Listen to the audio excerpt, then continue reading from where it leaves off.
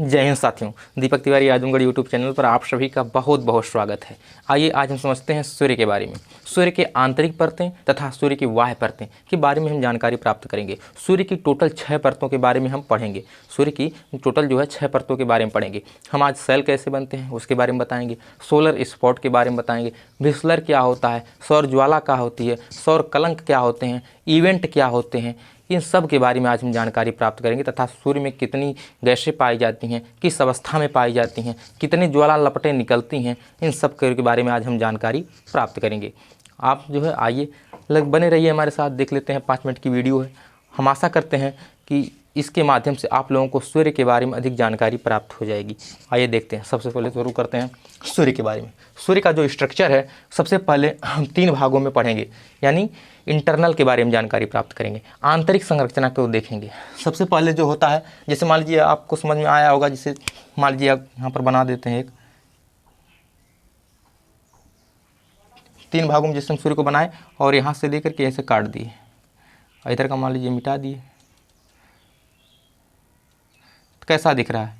जैसा दिख रहा है सिर्फ इसी प्रकार यहाँ पर लगा दिया गया है, ऐसे ही है, ठीक है। क्योंकि गोला में पूरा बनाएंगे तो ऐसा आटेगा नहीं व्हाइट बोर्ड पर। तो ये देख लेते हैं। आइए सबसे पहले जो आंतरिक जो संरचना होती है इंटरनल की सबसे पहले मिलता है कोर होता है। इसमें क्या होता है, हाइड्रोजन का हीलियम में संलयन होता है। कोर में हाइड्रोजन का हीलियम में संलयन होता है और इसे इस कोर में प्लाज्मा अवस्था में रहता है। कोर में कैसे रहती है? प्लाज्मा अवस्था में कोर रहता है। और इसका टेम्परेचर होता है 15 मिलियन होता है। कितना टेम्परेचर होता है? 15 मिलियन टेम्परेचर होता है। अब 15 मिलियन कितने को कहते हैं तो समझ लीजिए, मान लीजिए 15 मिलियन जैसे बोला गया तो एम को हटा दीजिए और एक 0 बढ़ा करके लाख कर दीजिए, मतलब 150 लाख डिग्री सेल्सियस तापमान है। किसका? सूर्य के आंतरिक कोर का जो तापमान है 150 लाख डिग्री है। अब किसी प्रकार जैसे कोई बोला 3 मिलियन मान लीजिए कोई बोला, तो यम हटा दीजिए और 3 के आगे 0 बढ़ा के लाख कर दीजिए, 30 लाख। तो मिलियन को लाख में बदलना कितना आसान है, आप लोग जानते ही हैं। सिर्फ 0 लगा के लाख कर देना है, यम हटाइए और उसके बाद 0 लगाइए और लाख कर दीजिए। तो हमारे सूर्य के जो कोर का भाग है उसका जो टेम्परेचर है कितना है? 15 मिलियन, माने 150 लाख डिग्री सेल्सियस तापमान है। उसके बाद जो आता है हमारा विकिरण मंडल, जिसे हम रेडिएटिव जोन कहते हैं। विकिरण मंडल माने रेडिएटिव जोन, माने जहाँ से ऊष्मा निकलती है। गामा किरणें यहीं से निकलती है। अब गामा किरणों को पृथ्वी पर कौन रोकता है? आप लोग जानते ही हैं, ओजोन परत गामा किरणों को रोक देती है। ठीक, गामा किरणें यहीं से निकलती हैं, यहीं से एक्स किरणें भी निकलती हैं तथा फोटान भी यहीं से निकलते हैं। अब एग्जाम में पूछ देता है कि फोटान किरणें कहाँ से निकलती हैं, तो आप लोग तुरंत बताइए, विकिरण मंडल से निकलती हैं, रेडिएटिव जोन से निकलती हैं ये फोटान किरणें। यही फोटान किरणें पृथ्वी पर पड़ती हैं, क्योंकि गामा किरणों को तो ओजोन परत रोक देती है और एक्स किरणों की जो दूरी होती है वो बहुत कम होती है। जैसे आप लोग एक्सरा कराने वगैरह जाते होंगे तो देखते होंगे एक्सरा वाली जो मशीन है सीधा पास ला करके एक्सरा करती है। तो एक्स किरणें जो होती हैं वह बहुत कम, उसकी दूरी बहुत कम होती है। इसके बाद रेडिएटिव जोन इसे बोलते हैं, माने जो किरण निकलती है, जो हमारे प्रकाश हमारी पृथ्वी तक आता है सूर्य का, वह कहाँ से निकलता है? वह कोर से नहीं निकलता है, वह विकिरण मंडल यानी रेडिएटिव जोन से निकलता है। जो तीसरी परत हमारी है इसे हम कहते हैं संवहन मंडल, इसे कन्वेक्टिव जोन कहा जाता है। इसमें सेलों का निर्माण होता है। इसमें क्या बनते हैं? सेल बनते हैं। चौकोर 4 होने के इसमें क्या बनते हैं? सेलें बनती हैं, जैसे यहाँ पर बनाए हैं। इसी प्रकार ये 0 डिग्री से लेकर 40 डिग्री तक सेलें बनती हैं। और यहीं से अब यहाँ से कोर होता है, इसका टेम्परेचर जब और अधिक हो जाता है, जब बहुत अधिक टेम्परेचर बनने लगता है तो कोर को पार करके, रेडिएटिव जोन को भी पार करके, ये संवहन मंडल को भी चीर करके यह ऊपर निकल जाते हैं। और इसका टेम्परेचर होता है, जो निकलते हैं इनका टेम्परेचर लमसम 6000 डिग्री सेल्सियस रहता है। और जो वापस चला आता है तो वापस का जो टेम्परेचर होता है वह 4000 डिग्री से 1500 डिग्री सेल्सियस रहता है। एग्जाम में पूछ देता है, जो हाई लेवल के एग्जाम है उनमें 4000 डिग्री, अच्छा जो लो ग्रेड के एग्जाम है उनमें 1500 डिग्री सेल्सियस बताया जाता है। अब यह जो निकलते हैं इसे क्या कहते हैं? इसे कहते हैं सौर ज्वाला। इंग्लिश में बोले तो सोलर फ्लेम के नाम से निकलते हैं।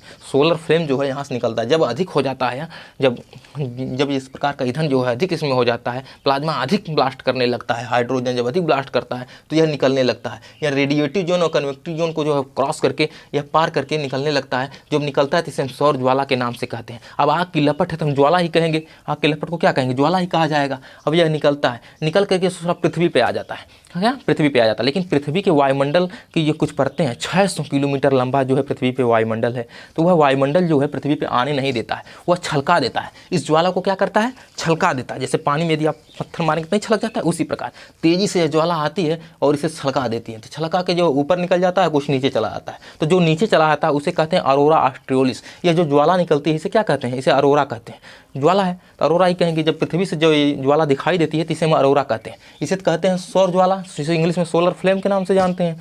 लेकिन जब पृथ्वी से हम इस ज्वाला को देखते हैं तो इसे क्या कहते हैं, इसे हम कहते हैं अरोरा। तो जब नीचे यह अरोरा चली जाती है, यानी वायुमंडल से टकरा करके जब नीचे यह ज्वाला चली जाती है तो हम इसे कहते हैं अरोरा ऑस्ट्रियोलिस। क्योंकि नक्शे में तो ऑस्ट्रेलिया जो है नीचे है, तो इसे कहते हैं अरोरा ऑस्ट्रियोलिस। अगर यही ज्वाला ऊपर चली जाती है जो है तो हम इसे कहते हैं अरोरा बोरियोलिस। अरोरा बोरियोलिस के नाम से जानते हैं। जब यह ऊपर किसी भी चीज़ को यदि आप जो है रगड़ेंगे तो एक आवाज़ उत्पन्न होती है। तो जिस प्रकार जब यह ज्वाला आती है तो पृथ्वी के वायुमंडल से जब इसमें रगड़ उत्पन्न होती है तो इस रगड़ को कहते हैं भिस्लर। एग्जामों में पूछ देता है कि इस रगड़ को क्या कहते हैं, भिस्लर इसका नाम है। यह पृथ्वी है। पृथ्वी जो है गुरुत्वाकर्षण के बल के कारण इसे खींचती है, लेकिन जो वायुमंडल है यह इसे जो है छलका करके जो है बाहर फेंक देता है। तो इसे कहते हैं, जो आवाज़ उत्पन्न होती है उसे कहते हैं भिस्लर। और जब नीचे यही ज्वाला चली जाती है तो इसे कहते हैं अरोरा ऑस्ट्रियोलिस। और यही ज्वाला जब ऊपर चली जाती है तो इसे कहते हैं अरोरा बोरियोलिस के नाम से जाना जाता है। अब कुछ ज्वाला जो है जिनका टेम्परेचर कम होता है वह पुनः वापस फिर सूर्य जो उन्हें खींच लेता है गुरुत्वाकर्षण के कारण। तो जब इन्हें खींच लेता है तब यह काले धब्बे की भांति दिखते हैं। हमारे यहाँ पृथ्वी से देखेंगे तो काले धब्बे की भांति दिखाई देते हैं। हालांकि वह काले नहीं होते हैं क्योंकि उनका टेम्परेचर कम होता है, सूर्य उन्हें अपने तरफ खींच लेता है, इसलिए वह काला धब्बा के नाम से दिखते हैं, जिन्हें हम कहते हैं सोलर स्पॉट के नाम से जानते हैं, सोलर स्पॉट के नाम से। अब कभी कभी यह भी क्वेश्चन पूछ देता है कि सौर ज्वाला कहाँ देखी जाती है, तो सौरमंडल में देखी जाती हैं।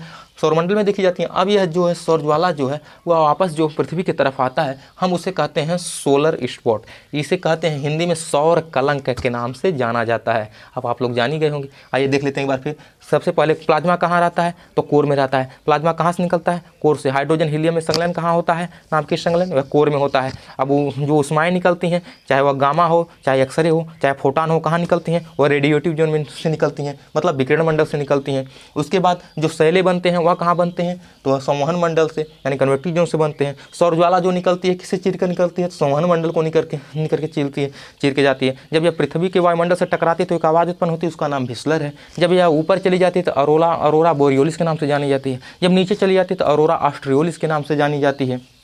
यहाँ तक। और जो जिसका टेम्परेचर जो कम रहता है तो वह जो मान लीजिए 4000 या 1500 डिग्री सेल्सियस तापमान जिसका टेम्परेचर है वह वापस सूर्य में चला जाता है। तो इसे हम क्या कहते हैं, सौर कलंक के नाम से जानते हैं, सौर कलंक के नाम से, जिसे सोलर स्पॉट के नाम से जानते हैं। अब यह सोलर स्पॉट कहाँ बनता है, यह 0 डिग्री से लेकर के 40 डिग्री तक बनता है। एग्जामों में पूछ देता है कि जो सोलर स्पॉट है वह अधिक से अधिक कहाँ बनते हैं, तो 0 डिग्री से लेकर के 40 डिग्री तक सोलर स्पॉट देखे जाते हैं। क्योंकि यदि आप मारेंगे, ऐसे हाथ मारे तो ऊपर तो नहीं जाता है, ऊपर कितना चोट लगेगी, किसी सामने मारे देखिए अधिक चोट लगेगी उससे, क्योंकि आपका पावर जो है अधिक वो आपके सामने पड़ रहा है। ऊंचाई पे यदि मारेंगे किसी को तो कहाँ से आपका पावर कम हो जाएगा। इसी प्रकार जो ज्वाला निकलती है सूर्य के वो 0 डिग्री से लेकर के 40 डिग्री तक निकलती है। अब यहाँ पर जो ज्वाला 40 डिग्री निकलती है वो थोड़ा कम निकलती है, लेकिन जो यहाँ 0 डिग्री पर निकलती है इसकी ज्वाला जो है वह अधिक तीव्र गति से निकलती है जो है। तब यह जो है यहाँ पर क्या बनते हैं, सौर कलंक। अब यहाँ से लेकर के 40 डिग्री तक बनते हैं, जिसे हम सोलर साइकिल के नाम से जानते हैं, सोलर स्पॉट के नाम से जानते हैं। अब यह जो शैलें होती हैं किसकी शैलें बनी होती हैं, हाइड्रोजन की शैलें बनी होती हैं,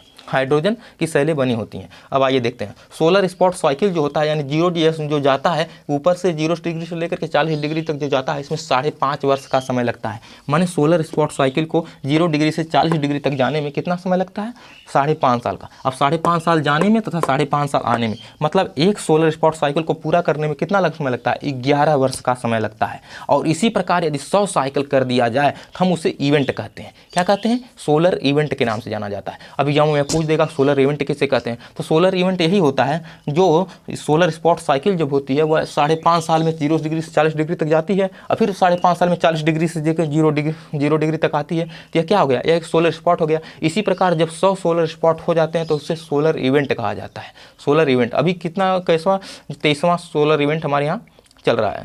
23वां भी साइकिल है, क्या, सोलर स्पॉट साइकिल, 23वां सोलर स्पॉट साइकिल। अभी इवेंट एक भी नहीं पूरा हुआ है, क्योंकि जब से यह जानकारी प्राप्त हुई है तब से गिना जा रहा है। 11 साल में जो है एक सोलर स्पॉट बनता है, और 100 जब सोलर स्पॉट हो जाता है तो एक सोलर इवेंट कहा जाता है। अभी 23वां, 2024 में कब था होगा, 24वां हो जाएगा, 2024 में 24वां हो जाएगा। सोलर इवेंट 100 साइकिल कहा जाता है। 2013 से में 23वां था, 11 साल बाद होगा तो 2013 से 2023 एक 24 है, 2024 में क्या होता है 24वां साइकिल होगा। अब आइए, ये 3 भागों को आप लोग पढ़ लिए, अब 3 भाग और सूर्य का होता है।